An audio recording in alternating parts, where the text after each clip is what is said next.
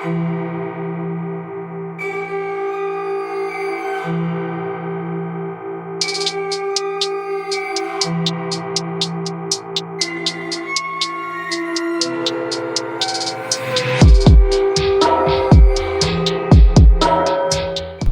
посмотреть по всем влогам, которые у нас были предыдущие, такое ощущение, как будто мы занимаемся только BMW X7. На самом деле мы очень много чего создаем.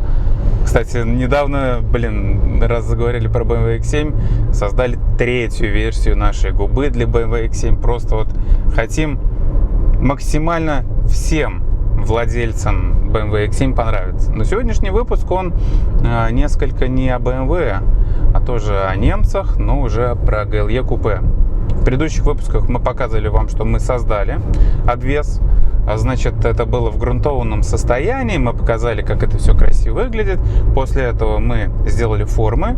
Ну и уже, соответственно, наладили серийное производство, чтобы можно было это все производить, а не было в единичном таком случае.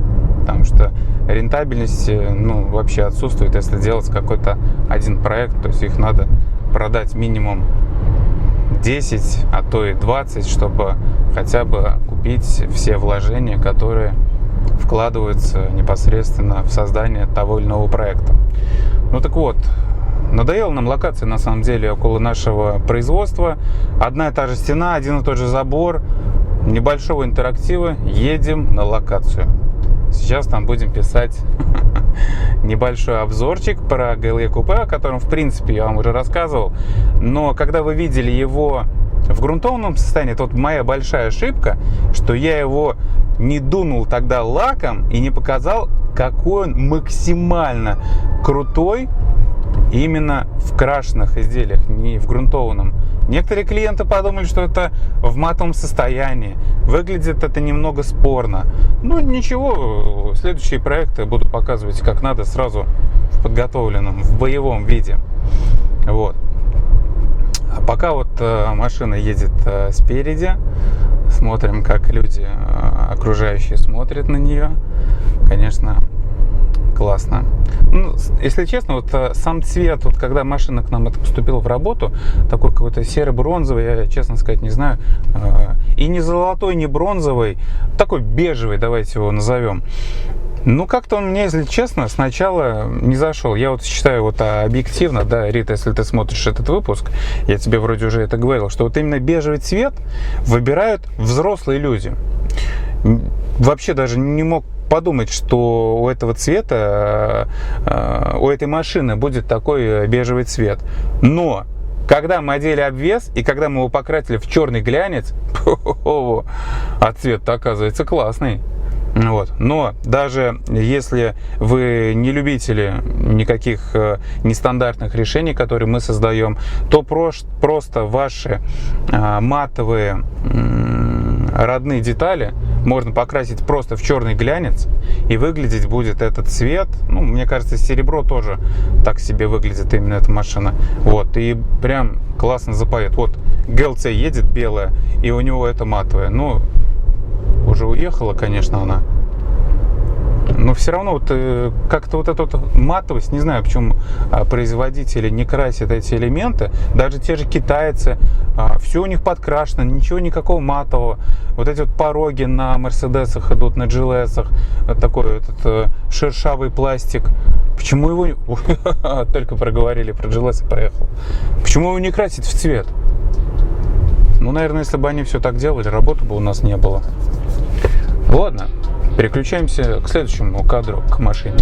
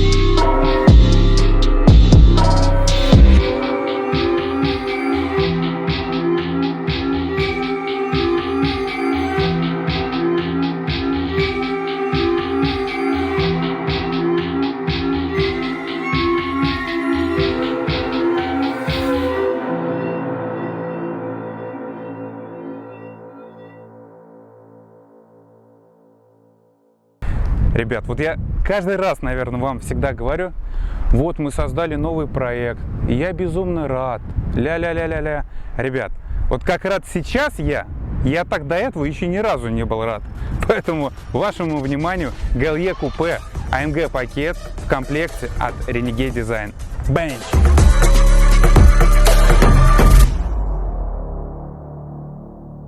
Радость заключается в следующем. Когда ты создаешь какой-то продукт, он же не только должен нравиться тебе, твоей команде, твоей маме, папе, сестре, брату, а он должен нравиться еще всем окружающим. В общем, за время нашего развития я нашел таких критиков, я их всех называю Белинские. Ну, такая шутка, кто там литературу читал, знаете, кто такой Белинский, великий критик 19 века. Вот.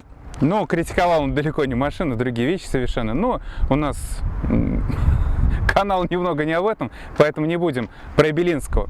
Вот. И все эти люди, их порядка 6 где-то человек, 4 сказали круто. Ну, 2, кто сказал не круто, у них вообще все не круто. Вот. Я им всегда рад, улыбаюсь. Но главное, эти 4 человека сказали, что это класс. Что мы с вами видим? Это комплектация дизельного автомобиля. Здесь идет по умолчанию такая решетка радиатора. Я клиенту сказал, что для максимальной крутизны нужны вертикальные дольки, чтобы это было как на 63-й. Здесь мы поставили губу, накладки на бампер. Еще хочу вам обязательно сказать, эти вещи, они приклеены на полиуретановый герметик. Если появится желание это все снять, то можно этот полиуретановый герметик аккуратно, как говорится, хотел сказать отскоблить, снять, и как будто вообще ничего у вас на автомобиле не было. Почему я это сейчас говорю? Потому что очень многие люди, хоть и смотрят наш канал, слушают нас и все равно используют стекольный клей. Забудьте навсегда. Никакого стекольного клея не надо использовать никогда. Например, почему? Вот когда вы клеите эти вещи, соответственно, у вас может вылезти немножко вот этот стекольный клей или полиуретановый. Если у вас вылезет полиуретановый герметик, вы его без проблем сможете счистить. Если у вас вылезет стекольный герметик, вы его никогда в жизни не счистите, просто под перекрас все. Поэтому имейте в виду, это очень важно. Когда вы устанавливаете наши комплекты, не знаю, других каких-то производителей, мне информация это не жалко, используйте только полиуретановый герметик. Ну, кто-то говорит, что можно и просто на 3М скотч приклеить. Но представляете, если вы клеите спойлер на скотч 3М, и он по какой-то счастливой случайности, не дай бог, улетает в кого-то сзади. И ничего в этом хорошего нет. Поэтому, если это что-то нестандартное, то обязательно используйте полиуретановый герметик. Далее. Мы сделали здесь наши пороги, потому что, когда создавали губу, думаем, блин, ну, как-то родные пороги, ну, будет выглядеть, наверное, ну, скромно. Они, причем, еще крашены в цвет кузова. Ну, нет какой-то такой изюминки. И мы сделали эту изюминку. Мы сделали наш собственный порог, он дополнительно выпирает, плюс есть крыло. Крыло идет как отдельный элемент. Если смотреть на это с разных сторон, особенно вживую, то прям видно, что это все дорого и здорово. Задняя часть. Задняя часть, на самом деле, она у нас еще немножко не закончена. Мы сейчас точим, у нас немножко сломалась плата на 5-координатном станке, на котором мы точим наши болваны. Значит, здесь будет верхний спойлер, здесь будет маленькое лезвие на крышку багажника. Никакой колхоза, каких-то таких вещей, все максимально строго сдержано. Даже можете обратить внимание на задний диффузор. Он сделан максимально сдержанно, нету дополнительного света, но... Может быть, я, конечно, сейчас ошибаюсь, но я эту мысль закладывал. Вот в этой зоне можно поставить дополнительный стоп-сигнал. Так как это вообще первая машина в мире, мы решили сделать без стоп-сигнала, но скоро будет другая машина. Мы туда поставим стоп-сигнал, я обязательно вам покажу. Но если получится их рядом поставить, в сравнении, как они выглядят, я думаю, это будет здорово. Так как это дизельная машина, у нее трубы направлены вниз, и они вообще находятся чуть ли не там у заднего колеса. И здесь очень много неиспользованного места. мы здесь поставили 4 наши насадки. Насадки мы заглушили, потому что, чтобы делать так, чтобы выхлопные газы выходили с 4 труб, нужно варить выхлопную систему. Дополнительная работа, если попадется какой-нибудь капризный дилер, который скажет: вы влезли в нашу штатную трассу, поэтому, если у вас, не дай бог, что случится, вас откажут вам в гарантии, ничего страшного. У них родные диффузоры тоже с фальш-насадками. Поэтому мы, собственно, этот момент сделали. Но даже хоть они и фальши, вот со стороны, вот сейчас мы смотрим, выглядит это, ну, интересно. Особенно мы снимали ракурсы, когда машина ехала. Вы это, наверное, уже увидели. Или, наверное, увидите в следующем ракурсе. Не видно даже, что они фальши. Поэтому с точки зрения гарантии, еще каких-то моментов, за это вообще можно не переживать, все супер. Если, не дай бог, кого-то надо будет дернуть, без проблем сняли лючок, прикрутили, всех потаскали. Вот. Сначала, на самом деле, мы планировали сделать только нижнюю часть. И когда мы сделали нижнюю часть, есть компания в Москве, Nero, ну, пленки клеют, детейлинг. Мне человек, который там старший за все эти дела, говорит: Паш, что значит задний диффузор? Нужно всю целую часть сделать заднюю.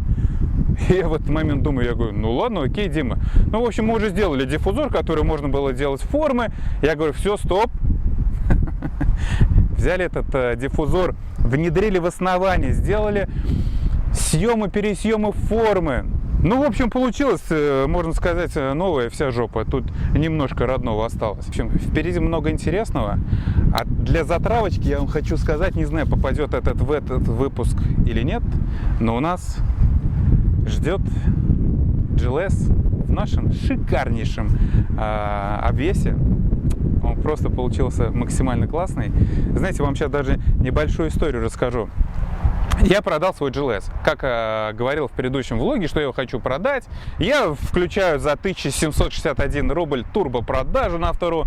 И у меня в этот же день с Ростова человек пишет, что все, там, готов забрать, там, если 50 тысяч там уступишь. Я говорю: ладно, хорошо. Когда деньги предлагают, надо сразу соглашаться. У машины есть две радости: когда ты ее купил и продал.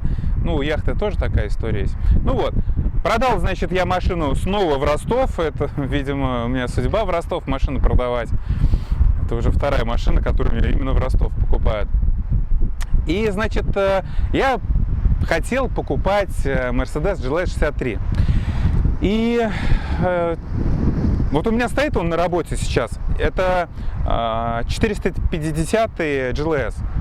С нашим диффузором, с насадками от 63-го, с нашей губой. И я думаю, блин, город у нас 600 тысяч населения, все друг друга знают. Ну как-то вот, когда делаешь, хочешь добавить себе как-то эмоции, ну в частности, хочешь быть один, единственный, чтобы вот одна такая машина в городе, ни у кого нет.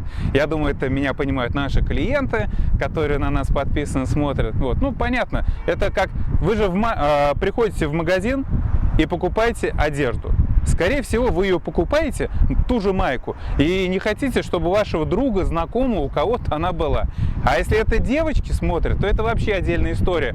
Если она увидит у кого-нибудь такое же платье, как у нее, вероятность того, что она его оденет, ну, практически равна нулю. Ну и вот. И хочется что-то такого особенного, чтобы был один. Есть, конечно, вариант сделать другой обвес на GLS 63 и наслаждаться, или сделать его в карбоне, но все равно вот это вот ощущение, что вот у Саши есть эта машина в нашем обвесе, она просто охренительная. Вот я вам серьезно говорю, блин, я без ума, в общем, от нее. Ну и при этом я понимаю, что такую же машину собирать вторую, ну как-то вот не знаю. В общем, смотрю в сторону Porsche Taycan, насмотрелся тут всех тест-драйвов, Академик снимал, Давидыч снимал, еще там какие-то ноунеймы ребята снимали. Вот. Ну так, 50 на 50. У нас, представляете, на весь город 2 заправки электрические. Я, конечно, могу у нас на производстве сделать заправку.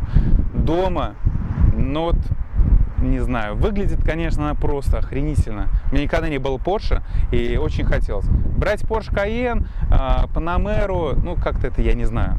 В общем, что-то я заговорился. Давайте, go к следующему сюжету, и все.